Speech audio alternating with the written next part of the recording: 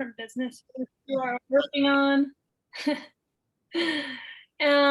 So I gave a little brief intro before. I guess to give a little bit more of a background, I am from New York, New Jersey area. I worked in corporate world for a bit, decided that was not for me, and decided to move out to Colorado, went to grad school for sport and performance psychology, and started my own business, helping people lead fulfilling lives. And so the reason I'm both a purpose and performance coach is because I realized that just helping people in performance didn't feel meaningful if they weren't enjoying the process. If they weren't fulfilled by what they did, then what does performance really matter? So that's why I like using performance or purpose as the foundation of the work that I do, and then layer on the mental training on top of that. So that's kind of a little bit of the backstory, and open to any questions as we go. I definitely am more of like an informal, interactive kind of presenter, so feel free to shoot any questions in the chat at any time, and I'll be asking some questions of you anyway. And then I think Tish, how we did it once before, will be popping in halfway through and giving her spin on the why. So I was going to have you each go around and speak to your why, but I know you did that a little bit already, so maybe I'll skip out on that. I like to think of our why or our purpose through our work as a reflection of three core things. And the first of that is, what are you actually naturally good at? And how are you utilizing that skill in the work that you're doing? So any of you who already have your own businesses or in the process of starting something new, are you aware of where your natural skills lie and how are you optimizing them in the work that you're doing? And so this element of our why, of our purpose, is innate. It's unchanging over the course of our lifetime. It's something that has pretty much been a part of who we were from day one. And number two is, what are you curious about, or what do you find interesting, and are you leaning into that? There's so many things day to day that we find interesting or we're curious about, and we'll listen to a podcast or read a book about it or watch a movie, and we don't necessarily give these the appropriate attention they deserve to how they influence our why. Like, there's a reason that we're all interested and curious about different things. So how are we being intentional and leaning into those and spending time with them? And I see this piece as more like evolving over the course of our lifetime. We're interested not only in different things day to day, but over the course of our life, our interests shift too. So how are we honoring that evolution and leaning into it? And then the part three of our why, or of our purpose through our work, is, how do you want to impact or influence others or the world at a larger scale? And this doesn't need to mean, like you're solving world hunger or climate change, but what are the even more niche elements of life that you care about, that you want to have a say in and influence in? And I see this piece as well as evolving over the course of our lifetime. So for me, something that I'm really passionate about is helping people step into their authentic self-expression and sharing their creative gifts. And it really bothers me when people don't get that opportunity or aren't taking the opportunity to really realize their potential. And so obviously that has translated into me being a coach and being passionate about the work that I'm doing. So the activity that I want for all of you to get started is to share one, if you can, and more than that, if you have an idea of each of these aspects of our why. Like, what is it you're naturally good at? What is it you enjoy? And how do you want to influence others or have an impact? And how do these align in the work that you're doing and the work that you may want to do? So I'll give you all a few minutes to share in the chat. Okay, that's what I was going to ask you. And you want to have us, I guess our name pops up anyway. That's right.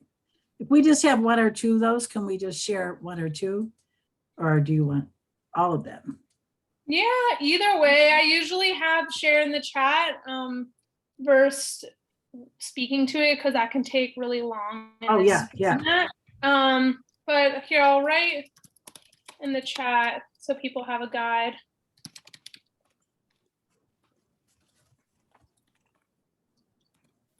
Oops.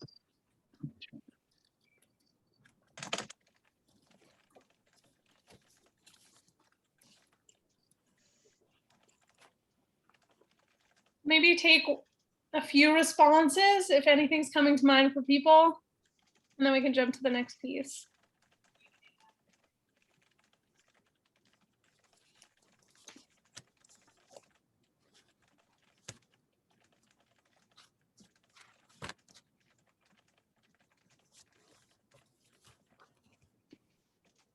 Lori, talking with people and building relationships. Curious about what drives people. My why is to inspire. Yes, I feel very similarly in all of those categories. Deb, putting all the components of travel. And I love inspiring others to learn more about the world and other cultures. Yeah, I love that. I always say if I could have, this has changed, but most recently I say if I could have one superpower, it would be to speak every language in the world, because I feel like it'd be amazing to just travel and really immerse myself in each culture. Ralph. Hey, Ralph, by the way, good to see you again. Good at finances and numbers. Yeah. Yes, this is good stuff, Ralph, that I am not particularly good at. And writing, yes. Hi, Anne. Your mom is awesome, by the way.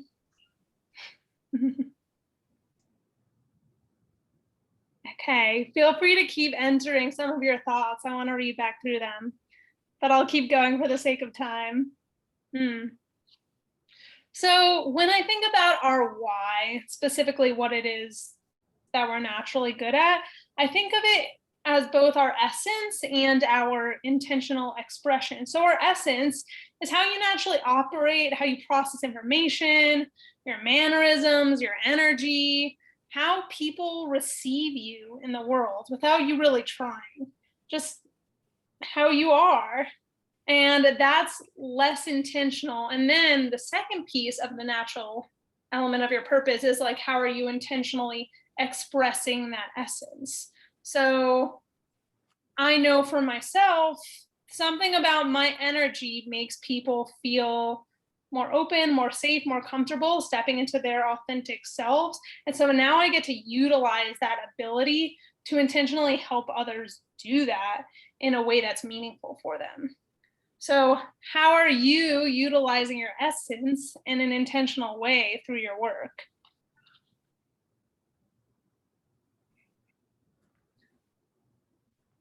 No, thank you all for responding.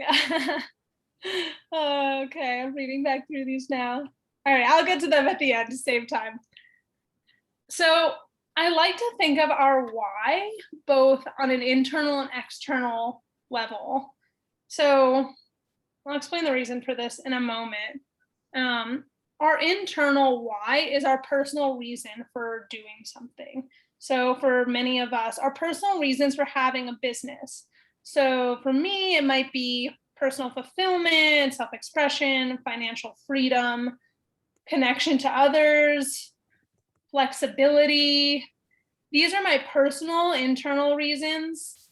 And then my external why is the impact that I want to have on others, or the impact I want the business to have on others. So for instance, you might, care about helping others lead happier, healthier lives, sharing art and beauty with the world, or helping people mental health and experiencing less stress.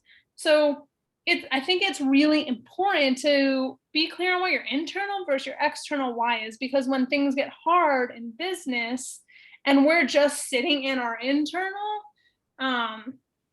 it can be really debilitating, because then we're just kind of like in our ego state, and like our inner child is being hurt, and we can just go down a rabbit hole with that. But if we attach back to our external why, like, why am I actually doing this in the first place? Who do I care about impacting? It really separates that like emotional attachment to the outcome. And so being clear each time like business doesn't go exactly as you expected it to, what's the external reason you're doing this? Like, what's the impact you want to have? And when you get to keep anchoring back into that, you become more resilient in the process of growing your business or maintaining your business.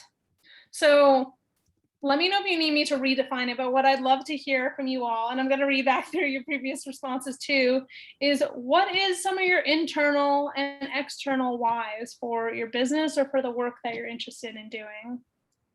And let me know if you need me to re-explain.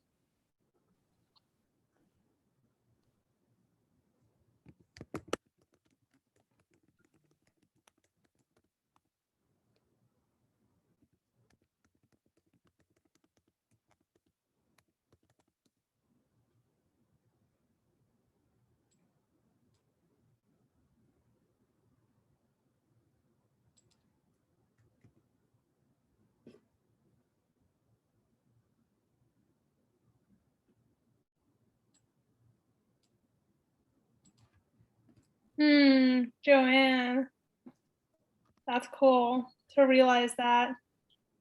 Yeah, because all three elements really need to line up, right?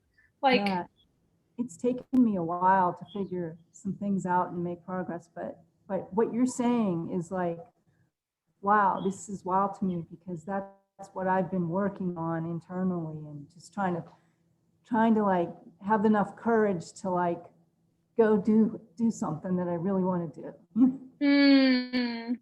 I love that. It takes courage to leave, especially when, you know, on paper things seem to line up. Like, I'm good at this, the work culture is good, like should I feel bad that this isn't totally fulfilling me right now?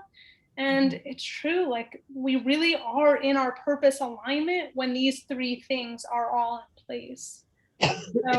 So beautiful that you recognize that. Laura, I feel good when I help others be successful. Yeah, me too. It's fun to help people grow their business. Internal, Alexandra, I love good stories and seeing them, helping them take shape. External, I save authors from being stuck. I'd be so curious to hear more about your process for getting people unstuck. I'm sure you could talk for days about that. Patricia, my internal why is how I can be the best at what I do. My external why is how I can capture the best expression of my clients in words and pictures. Oh, so beautiful. Linda, I'm naturally good at meeting and interacting with others, and I'm intrigued by everyone's story. Yeah.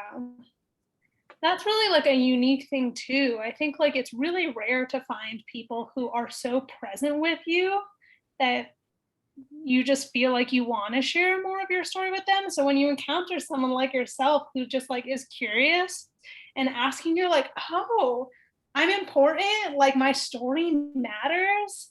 So special to have people like you in this world, making people feel like their voices matter and their stories matter. How much time do I have, by the way, Joyce? Yeah, good question. I would say usually we allocate about 45 minutes for this, and we started, I want to say about 10 to 2, maybe 5 to 2. So each of you would have about 20 minutes. Okay. And so therefore, how much time do you have? I would say you have another 10 minutes or so. Okay. Is that going to work for you, I hope? Yeah, okay. Sure. I honestly might not even be that long. Okay. Yeah. Right. Great. Lori, internal to inspire people to believe their story is unique and important. External, understand the struggles of entrepreneurship, and in the same boat. Yeah. That's like one of the biggest blocks I see in people, is not feeling like their situation or their story or what they have to share is unique. And it's just like, it's inherently unique because we're all all different. Like, we're all a unique combination of genes and experiences. You can't help but be different. Absolutely. Yep. Love that. Devin. Okay, interesting. You want to create physical impact on the ecosystem in the way that we in Denver interact with our watershed. I do not know a lot about this. Be curious to learn more.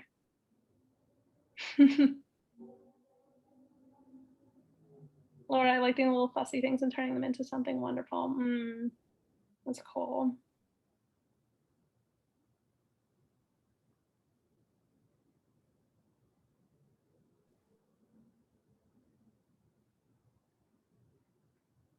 Okay. I will jump into the end here. I know there's still a few responses I haven't gotten to, but I'll get to in a little bit. Thank you all for being open and sharing too. I know a lot of us are meeting each other for the first time, or at least I am. So thank you for being open.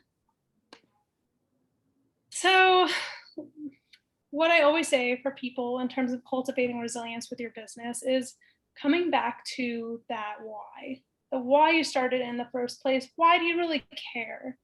Because that's what's really going to carry us through. And the reason why most businesses fail is because they get disconnected from that.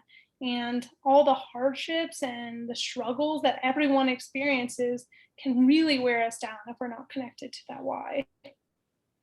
So I've said this before, and I don't know who was in the last one we did this with, but your business is not your baby. It is not you. It is an investment. So stay committed to the outcome, but unattached to the result of it, and have some fun.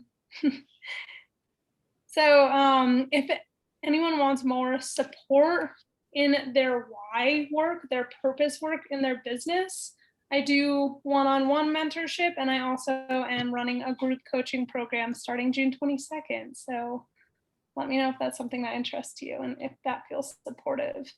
And Excuse me, is that group a virtual experience, or is it here? Is it in person? How are you structuring your group? it's a virtual, so all my offerings are virtual, but if there are people in Denver, I might have some tricks up my sleeve to get some in-person gatherings together. And I guess I'll kick it off. I think that's it now. So I'll kick it off to Tish. Okay, and Tish, before you come on, can anybody who hasn't put their email in the chat, would you please do that? Your name and your email, get that together.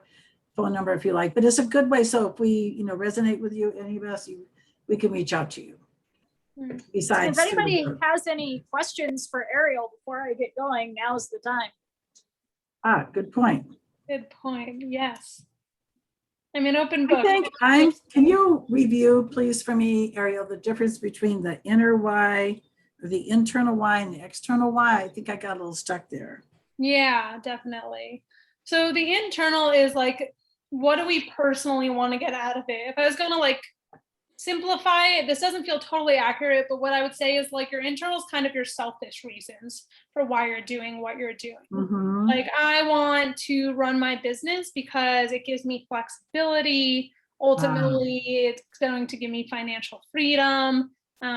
It allows me to connect with people in the way I want to connect. It gives me more autonomy. Like, these are things I selfishly want from this experience.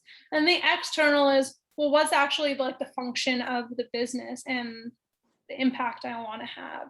And I want to inspire people to step into their authentic self-expression and share their gifts with the world so they can make a positive impact. So that's detached from kind of like my selfish reasons for starting the business. And when I'm clear on that separation, I can really lean into that external why when things get hard.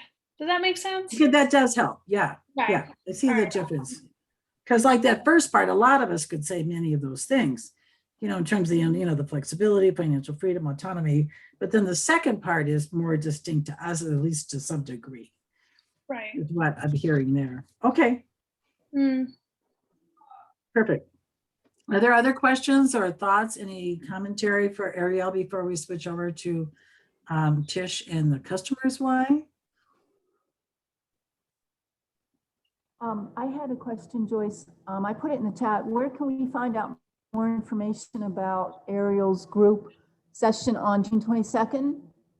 Yeah, I can put a little link in the chat here. Oh, yeah. Thanks for asking, Joanne. About that. Yeah. Thanks for asking.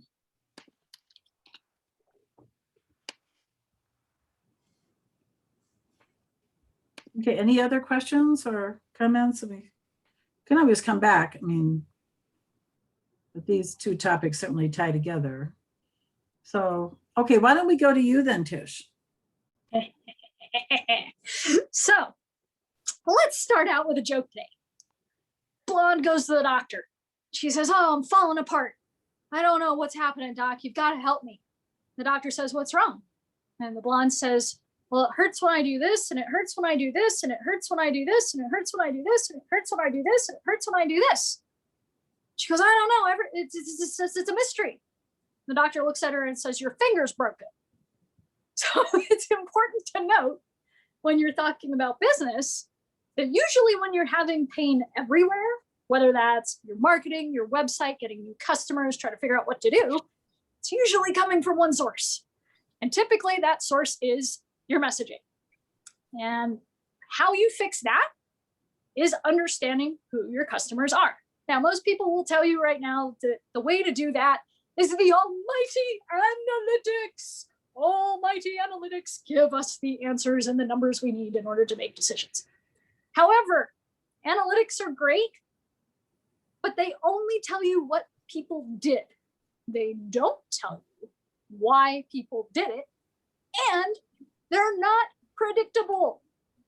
Let me say that again. Analytics are not predictable. Just because people have been doing something for that long doesn't mean they're going to continue to do so. If you know why people do something, now you can predict what it is they're going to continue to do.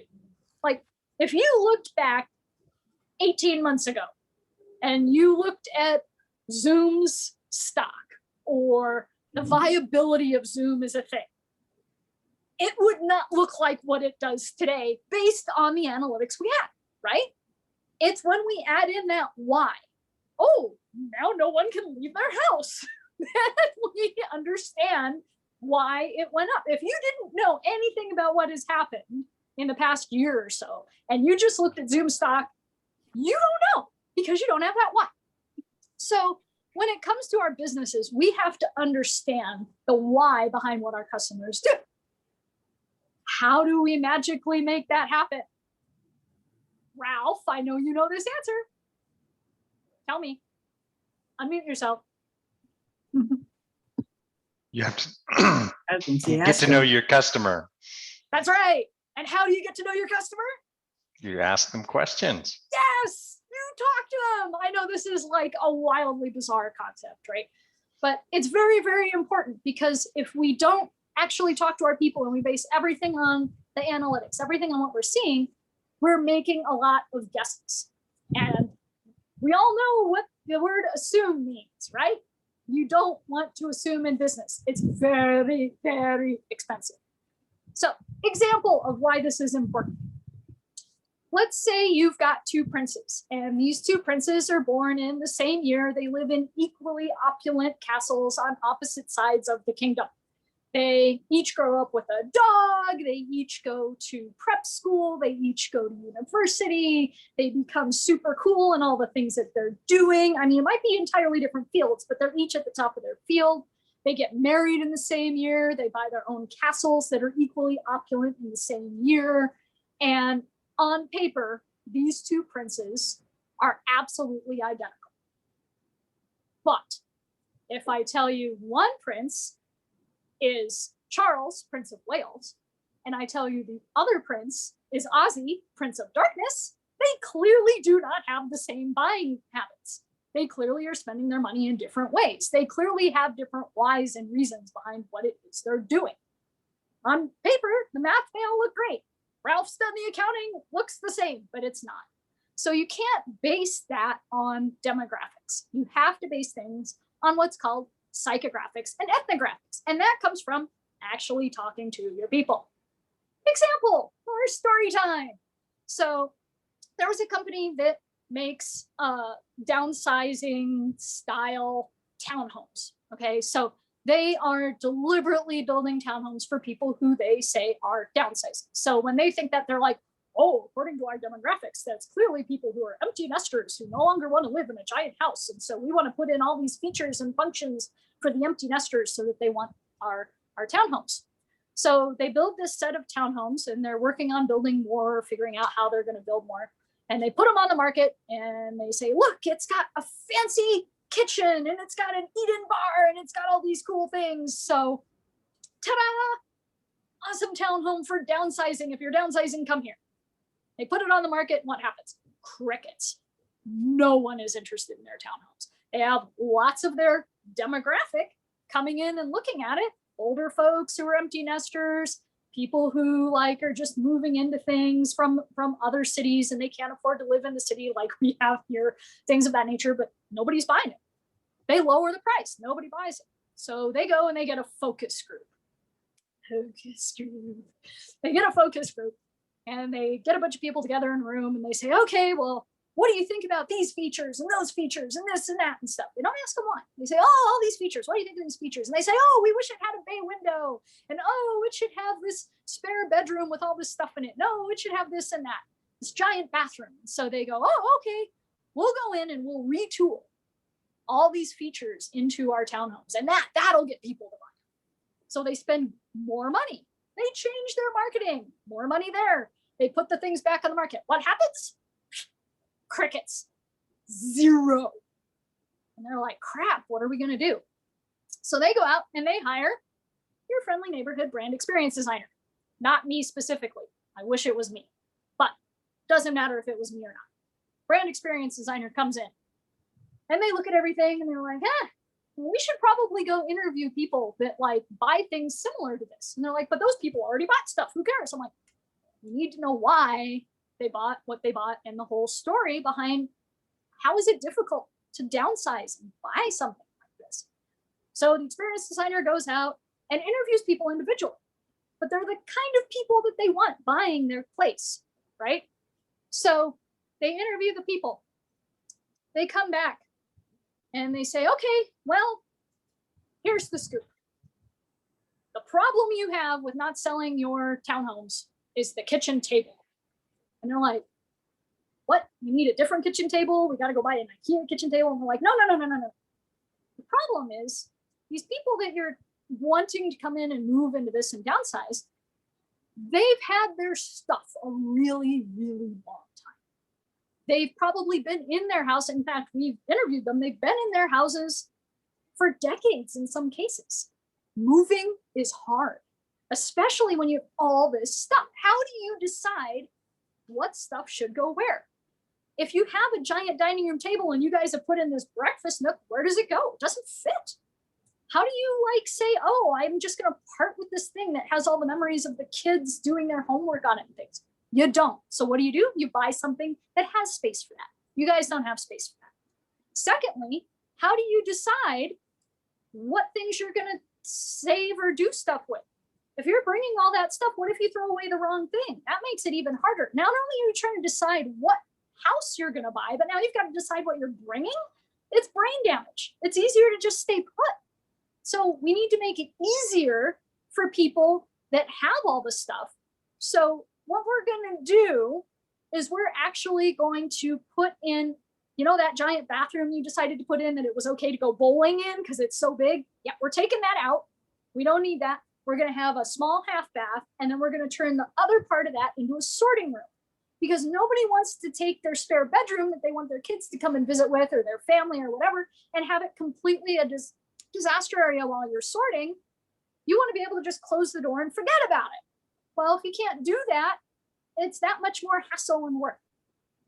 Addition to that, they've got all this stuff. So instead of you building new townhomes like you want to, you're going to build garages. They're going to get the garages as part of buying the townhome so that they have that for free on a lease for at least a year, maybe two. So they have somewhere they can walk to get to their stuff and sort it all out. And they're like, well, that's going to be really expensive. And the experience designer says, yeah, no worries. We're going to raise the price of everything by 20%. And you're going to advertise, here are the features. You can bring your furniture you've had. You have room for all your stuff. You have a place to sort it out and still have people come and visit. Moving is now easy with us. We understand your pain. And they're like, are you sure? And the experience designer says, do it. So they build it, they do it, they raise the price 20%. This all happens as it's going into the off season for buying houses. We're coming into the holidays. What happens? Every single thing sells out. They have a waiting list because now people see the value in what they've built for the townhome. They have solved the why behind the challenge of moving and downsizing and figuring it all out. So if you don't understand the why, and you don't understand where people are coming from and where they're trying to go, you can't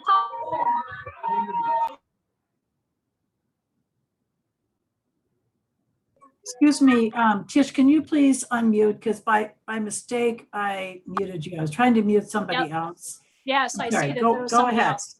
Yeah. Okay, so if you don't understand where they're coming from and where they're going, you can't understand how what you're doing fits into their journey. So it's wildly important that you understand that, because you don't want people going along and having to go way out of their way for whatever it is you have or need and then come back to what they're doing. You need to find a way to fit. So as they're coming along, they just kind of run into you along the way and go, oh my God, that is the perfect thing. How do we do this? We ask questions. Now, this seems really obvious, but most people actually don't talk to and listen to their customers. They ask them questions and they say things like, oh, do you like the color or whatever? Would you buy this? Would you do something in the future? Well, of course, we can all say we would do something in the future, but will we? We don't know until we get there. People inherently will lie about their future action, and it's not their fault. You don't know what you're going to do until you get there. You only know what you've done. So you have to understand what people are doing and why they did it. That gives you the predictability of what other people will do going forward who are in similar situations. That doesn't necessarily mean similar demographics. Okay, so how do we ask these questions? How do we find these things out? Well, first thing to do is have a list of things you should ask. The number one thing you should ask, if you can't ask anything else from your clients, and you should ask this every single time, is when you have completed a process. And it doesn't mean you finish the transaction. It can mean that, but it doesn't have to mean that. When you've finished a major milestone in doing something with your client, the question you need to ask is, if you were to refer me to someone else, who would it be and what would you tell them? Because this tells you how they saw the value in the business and what you did from their perspective. It doesn't matter what you think your value is. You may think all day long, I do this and this and this and that. What matters is what your customers see as the value point, because that's what you then reflect outward to future customers, because they're going to hear the right thing. This is what makes you radiant and stand out from everybody else in competition land who's saying feature, feature, feature, and you're saying value. And you know what that value is because you understand where it's coming from your people.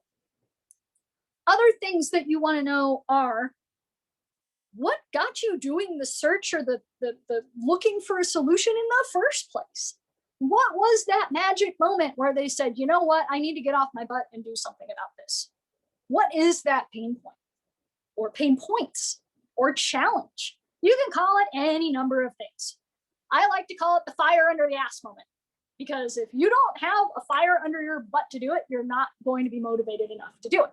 So it's got to reach that point where you're uncomfortable or they're uncomfortable to do something. So what is that? And what did you do at that point? How did you start your search? A lot of people don't start where you think they do. A lot of people start, they might not know what the proper terminology is for using or finding what it is you do.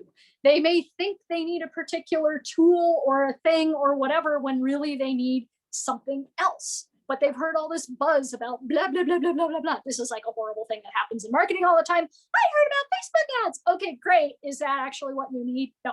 But they don't know to ask about different aspects of strategy, messaging. What actually is my problem? right? You have to know where that starts. Other questions that are important to ask are, when you decided to work with me, what was it that made you pick me over everybody else? Because typically that's the thing that made you stand out, that they may or may not mention in the if you refer me thing, but it's still wildly important. So what is it that was about you? Maybe it was, oh, wow, you actually listened and understood where it was I'm coming from before you started rambling on about how you were going to solve my problem. Maybe it's, you know what, this particular thing really sucks and you made it hella fun. And just talking to you was entertaining. So I knew even though I had to do the work, it was going to be fun and it wasn't going to feel like work. Maybe it's, oh, when I talked to you, you made it so easy for me to understand what was going on. Everybody else just talked way over my head because this is a complicated thing. And now I felt like I actually understood what was happening and had control over my future. None of these things are tangible. All of them are wildly important. People buy on emotion. People use logic to justify the emotion, but people buy on emotion. I could give you all the supposed logical reasons about why I own 3 Italian vintage sports cars. Really, it comes down to the emotion that they're just frickin' fun to drive. That is not logical. Well, it's not logical to a lot of people, but it might be logical to other color people. But that's what it comes down to with your customers as well. Now, most people will talk about, oh, I can find all this information out in a survey, or I can use the Net Promoter Score. People may have heard of this thing. On a scale of 1 to 10, how likely are you to recommend this company? No, I am sorry, that is not a thing. Again, future. Will you do this? How the hell am I supposed to know? Maybe. I can't predict the future. It's not a thing. But saying, hey, this is what I might say, that's solid. That's them reflecting to you and putting themselves in the position of, ooh, yeah, if this was in front of me, this is exactly what I would say. Or I have referred you, and this is what I've said. Those things are valuable. Those things have merit. So surveys, back to surveys. Surveys are the devil. Please do not use surveys. If you are uncomfortable with actually talking to your people in person for whatever reason, the thing you should do is a well-crafted questionnaire, which is still not awesome, but it's better than nothing. But in doing that, you have to craft the questions well. Unfortunately, as business owners, we're not very good at that. I have training. I can do that. But if you don't know that, it's better to just stick with asking people a couple questions by calling them on the phone or putting them on a Zoom or a voice call, or even in person now, in person, because when they give you the answer, there's always more. There's always more. So, they might say, oh, I really enjoyed this aspect of blah, blah, blah, blah, blah. And then you're like, well, why is that? And then they say, oh, well, blah, blah, blah, blah, blah, blah, blah. And all of a sudden you're like, oh, I understand now. I get where you're coming from. If you don't know where people are coming from, you can't tell where they're going. And then you don't know what it is you need to do. The other thing that happens that's really great with this is when you talk to your people and you get these words out of your mouth, they give you the terminology that they use in nature. A common marketing term is organic. So it's stuff that people that's how they refer to things. If you know this, it makes fun using keywords and figuring out what to say or how to say it so much easier, because now you're using the language they already have. Example, let's say you are from the small little area of Nice in France. So you have a particular French accent because you grew up there.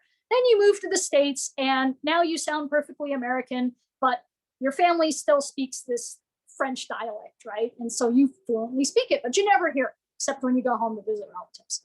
And you happen to walk into Starbucks one day and the person in front of you is ordering coffee and you hear that Nice dialect. And all of a sudden you're like, hey, are you from Nice? And they say, why, yes, I am. And you're like, oh my God, I am from these too. And you're like, and all of a sudden you're best friends, right? Because you have that shared language. The person in front of you could be a serial killer. They could have just robbed a bank. You have no idea. But you're now new besties because you both speak this common, shared, very niche language. The same thing happens in business. When you speak the language of your customers are like, oh, thank you. You get me. I understand. Cool. You must be for me because you're my peeps. You are my peeps. So I'm going to go work with you. Everything in business and the stuff that we're putting out there that has to do with our internet presence, okay, not just social media, not just website, our internet presence has to do with creating that connection. You have to be relatable. Okay. If your people can't relate, it does not matter if you are the coolest thing since sliced bread for them. They're out. It might be that that's exactly what they need. They're out because they can't relate. Third thing is relevancy. You've got to be relevant to where they're at in the process. If you don't understand what they're doing before and after, you can't provide, you're forced to play in just the realm where all the competition is. But if you know what's coming before you and you know what's coming after you, now you can build a network, you can start building content, you can start building messaging and a whole bunch of nifty internet presence stuff that shows you are an expert across the board. And maybe that's not having to learn everything that's going on. Maybe it's partnering with excellent other people, vendors, partners, stuff that do that previous step. So they're going to feed things into you. This is how you get awesome referral partners. So you don't have to market as much or at all. If you're small enough, maybe you don't have to market at all, or maybe that's just the amount of business you want. There is nothing better than being a business that doesn't have to market because you don't have to spend any money to bring stuff in. Work just comes to you. And it's the right work. When you're having to generate leads and force it and everything else, you spend a lot of your time sorting out who's good, who's bad, who's ugly. If you do this right, you understand your customer journey, all you get, for the most part, still have a couple crappy ones, but for the most part, you get the awesome sauce, the stuff you really need. So that is the magic that I do, is helping you understand and untie these knots. Because there's nothing more than I want to do than to make you relevant, relatable, and radiant. Because if you got those three things, you are unstoppable when it comes to everything else you're doing. Your messaging sings, people come, and you don't have to work as hard at all doing all the stuff. It just falls into place. And it's fun. Hey. So if you want to learn more, I put all the information in the thing. You can find out all kinds of free stuff at my bi-monthly, it's every other Thursday. It's called Live from the Bar. I drink martinis. I swear. I tell you cool shit. It's awesome. You should come. It's free. It's on the interwebs. So, and then if you really want to get deeper into stuff, I do multiple things, and I have many packages that work well for small business, and I will make it so that it doesn't suck anymore. Hey, excuse me, Tish. There was a word that I missed when you said relevant, relatable, and there was a third Radiant. word. Radiant. Radiant. Oh. As in stand out. People see you. I got it. It's also Other people nice have because questions, comments for Tish? Please unmute and just go just for have it. free for all. Free for all. Yeah.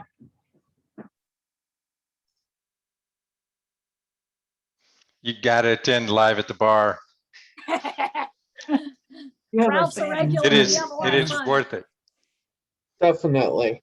And I missed the last one. I'm very sad about that. Yeah, we talked about competition and how competition isn't really competition. In fact, it's not competition at all. You just shouldn't compete. Any other comments, questions? Broke their brains. Yes. Oh, yeah, Patricia, just go right ahead and chime in here. I'm wondering, Tish, in your workshops, and can you hear me okay on this thing? Mhm. Okay. Yeah.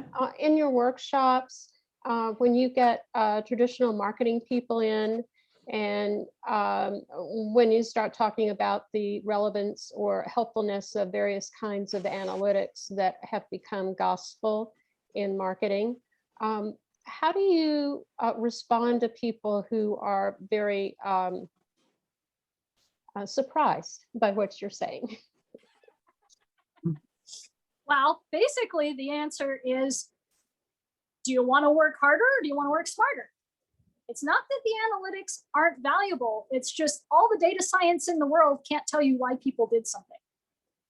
So one of the examples I use is there was a company that said, you know, we want to figure out, we need somebody to come in and fix our cart because everybody's abandoning their cart in e-commerce. And the average amount of money left in the cart is $300. And we're leaving, you know, at least $1 million or more on the table in abandoned carts. And so they're like, so look at our analytics and tell us why people are abandoning the carts, and look at our heat maps and look at all of our stuff and tell us why. Well, the data isn't going to tell you that. The data doesn't tell you why people abandon their carts. So instead, we came in and looked at, all right, what's actually happening in the purchasing process? What are people really doing when they're buying something? Are they not understanding? Are they going and looking at something else? Are they getting interrupted and seeing a sale? Nope, none of those things were going on. What was going on is the e-commerce site had forced it so you could not check out as a guest. You had to log in order to complete your purchase. Well, you could go and shop and put all the things in your cart, but then when it was time to check out, you had to have your login information. People would log in attempt to log in 3 times. If they couldn't do it on the 3rd time, they're like, screw this, I'm going to Amazon. When they then took the analytics and cross-referenced which people had attempted 3 times to log in next to the abandoned carts, it turned out that there was $300 million they were missing out on a year because of the not ability to log in. You wouldn't know that looking from the analytics. You have to know that by knowing why and what is actually happening. So it's the same thing with marketing. You could look at the analytics and go, oh yeah, blah, blah, blah, blah, blah. People love these keywords and da, da, da. Is that actually who the client is of that customer? Because maybe you're paying for way expensive keywords and spending lots of their money, but really these other things that people organically say are going to do better and they're cheaper. So not only are you saving them money, you're getting there faster. So the research makes all of the work go faster, better, and makes you look like a rock star when you ask why, instead of just going, I know how to do all the metrics. Does that help? Yeah, good. Any other questions, commentary, either Ariel or Tish? Short, clean jokes? Yeah, right. I think what I'm going to do is wrap up my recording. Stop the recording, but we're not stopping the meeting. Don't worry. There we go. The recording is stopped.